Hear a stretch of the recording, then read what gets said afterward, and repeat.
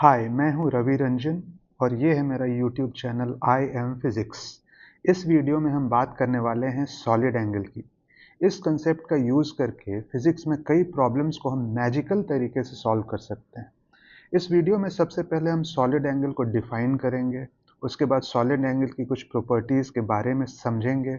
उन प्रॉपर्टीज़ को यूज़ करते हुए हम इलेक्ट्रोस्टैटिक्स के कुछ क्वेश्चंस करेंगे, जहां हमें किसी सरफेस चार्ज डिस्ट्रीब्यूशन की वजह से इलेक्ट्रिक फील्ड कैलकुलेट करना होता है। जैसे हम 2D में प्लेन एंगल डिफाइन करते हैं, वैसे ही 3D में सॉलिड एंगल डिफाइन कर सकते हैं।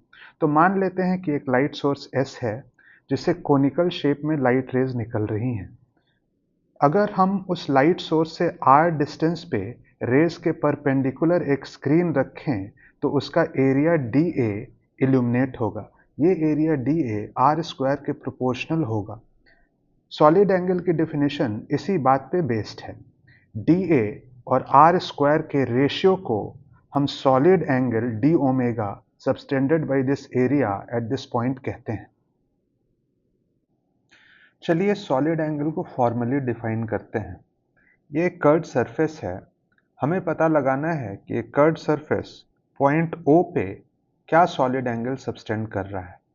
सबसे पहले सरफेस के एक पॉइंट पे एक इनफाइनाइटेसिमल बहुत छोटा एक पैच लेते हैं, जिसका एरिया dA है। इस एरिया को एक वेक्टर dA बार की तरह रिप्रेजेंट किया जा सकता है, जिसका मैग्नीट्यूड dA इस पैच का एरिया होगा और डायरेक्शन n कैप के अलोंग होगी। n कैप इस पॉइंट पे सरफेस के ऊपर नॉर्मल के डायरेक्शन में एक यूनिट वेक्टर है। इस पैच का पोजीशन वेक्टर O के रिस्पेक्ट में r बार है। r इस पैच की O से डिस्टेंस है और r कैप इंक्रीजिंग r के डायरेक्शन में एक यूनिट वेक्टर है।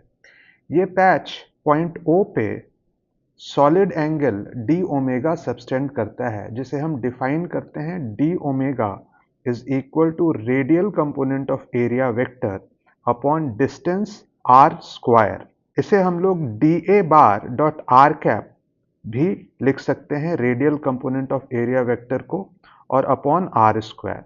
अब जैसा कि हम लोग देख सकते हैं कि dA बार और r कैप के बीच के एंगल को हमने थीटा लिख रखा है, तो dA bar dot r cap dA cos theta के बराबर हो जाएगा।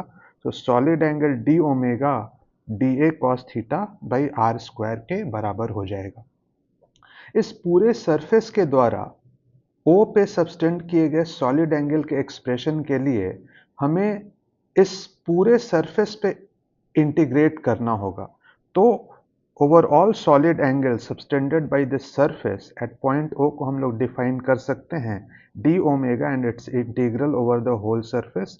d ओमेगा है dA dot r cap upon r square integral over whole surface, and that is equal to dA cos theta by r square integral over the whole surface।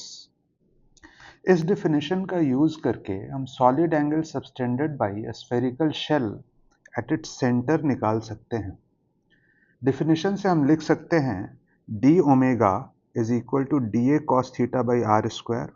Overall solid angle निकालने के लिए dA cos theta by r square को पूरे surface पे हमें integrate करना पड़ेगा। अब जैसा कि हम लोग देख रहे हैं कि ये पैच O से r डिस्टेंस पे है, भले कहीं भी ये पैच हम लोग इस सरफेस पे ले लें, ये r डिस्टेंस पे ही रहेगा। तो r इस इंटीग्रल का एक कांस्टेंट है, जिसे हम लोग इंटीग्रल से बाहर निकाल सकते हैं 1 बाई r स्क्वायर। इसके अलावा हम ये भी देख सकते हैं कि जो एरिया वेक्टर है और r कैप वेक्टर है, दोनों सेम डायरेक्शन में है, मतलब कि थीटा एंगल 0 है, सो cos थीटा 1 के बराबर हो जाएगा। सो ये integral 1 by r square integral dA के बराबर है। अब जैसा कि हम जानते हैं कि total surface area of sphere 4 pi r square के बराबर होता है, तो solid angle 4 pi r square by r square हो जाएगा और ये इक्वल हो जाएगा 4 पाई के। ये है 4 पाई स्टेरेडियन। स्टेरेडियन सॉलिड एंगल का यूनिट है। हालांकि सॉलिड एंगल एक रेशियो है, मतलब कि एक डायमेंशनलेस फिजिकल क्वांटिटी है, पर फिर भी इसका एक यूनिट होता है। इसकी SI यूनिट स्टेरेडियन है, जिसका सिंबल SR हम लोग लिखते हैं। उसी तरह से हम solid angle subtended by a hemisphere at its centre निकाल सकते हैं। यहाँ फर्क बस ये रहेगा कि dA का इंटीग्रल पूरे सरफेस के लिए 2 पाई आर स्क्वायर के बराबर होगा। So solid angle subtended by hemisphere at its centre 2 pi R square by R square के बराबर होगा, जो कि 2 पाई स्टेरेडियन है। अब सॉलिड एंगल के डेफिनेशन को यूज करके एक और इंपॉर्टेंट रिजल्ट डिराइव करते हैं। Solid angle subtended by a disc at a point on its axis. ये एक डिस्क है जिसका रेडियस r है। इसके एक्सिस पे सेंटर से x डिस्टेंस पे एक पॉइंट हमने लिया है O। ये डिस्क पॉइंट O पे क्या सॉलिड एंगल सबटेंड करेगा, ये हमें पता लगाना है। इसके लिए डिस्क पे एक रिंग एरिया एलिमेंट हम लोग लेते हैं जिसकी सेंटर C है, रेडियस r प्राइम है और विड्थ dr प्राइम है। अब सॉलिड एंगल के डेफिनेशन के हिसाब से ये हो जाएगा dA cos theta by R square, और इसी को ओवरऑल इंटीग्रेट करना पड़ेगा पूरे डिस्क के लिए। अब यहाँ पे जो एरिया एलिमेंट dA है वो ये रिंग का एरिया है, जो कि 2 पाई आर प्राइम dr के बराबर हो जाएगा। ये r जो है ये डिस्क के किसी पॉइंट की O से डिस्टेंस है, जो कि r prime square plus X square root under के बराबर होगा। उसको स्क्वायर करेंगे तो ये r prime square plus X square के बराबर ये हो जाएगा। और cos थीटा अगर हम लोग देखेंगे, ये एंगल है इस पॉइंट पे नॉर्मल और r कैप के बीच के एंगल को। तो ज्योमेट्रिकली हम लोग ये देख सकते हैं कि ये थीटा इस थीटा के बराबर है। सो कॉस थीटा को हम लोग लिख सकते हैं बेस बाई हाइपोटेन्यूज, जो कि x upon root under r prime square plus X square के बराबर हो जाएगा। तो ये इंटीग्रल ओवरऑल है 2 pi r prime dr prime upon r prime square plus X square to the power 3/2, और इसे हम लोग इंटीग्रेट करेंगे पूरे डिस्क के लिए। मतलब इस इंटीग्रल का जो वेरिएबल r प्राइम है वो वेरी कर रहा है 0 to r। अब इस इंटीग्रल को जब हम लोग सॉल्व करेंगे, सिंप्लीफाई करेंगे, तो हमें ये रिजल्ट मिलेगा omega is equal to 2 pi into 1 minus X upon root under R square plus X square. अब हम इमेजिन करते हैं कि ये डिस्क इस पॉइंट O पे एक कोन सबटेंड कर रहा है। इस कोन का हाफ एपेक्स एंगल अल्फा है। अगर हम गौर से देखें तो ये term x upon root under R square plus X square ये कॉस अल्फा के बराबर है। इस ट्रायंगल से हमें ये पता चल रहा है। तो हम लोग ओमेगा को 2 pi into 1 minus cos alpha भी लिख सकते हैं। ओमेगा को हमने यहाँ पे अल्फा, जो कि कोन का हाफ एपेक्स एंगल है, उसके टर्म्स में लिख लिया है।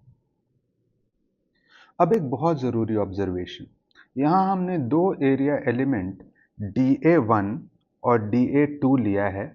इन दोनों एरिया एलिमेंट के रेडियल कंपोनेंट और डिस्टेंस फ्रॉम O के स्क्वायर का रेशियो सेम रहेगा, जो कि इनके द्वारा O पे सबटेंड किए हुए सॉलिड एंगल के बराबर होगा।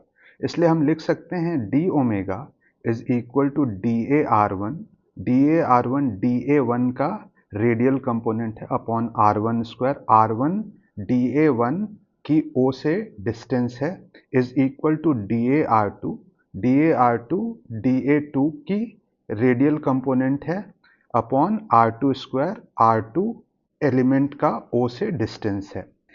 ऐसे भी लिख सकते हैं d omega is equal to dA1 bar dot r1 cap upon r1 square is equal to dA2 bar dot r2 cap upon r2 square. या फिर ऐसे भी लिख सकते हैं dA1 cos theta 1 upon r1 square is equal to dA2 cos theta 2 upon r2 square.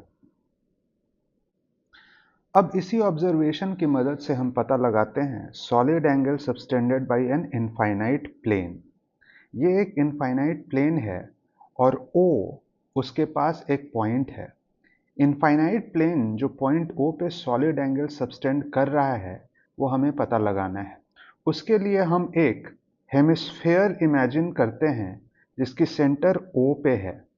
Hemisphere के surface पे ये पैच और इनफाइनाइट प्लेन के सरफेस पे ये पैच दोनों O पे सेम सॉलिड एंगल सबटेंड करेंगे तो हम लोग लिख सकते हैं कि d omega ip, that is solid angle subtended by this patch at point O, equal होगा d omega hs which is solid angle subtended by this patch at point O।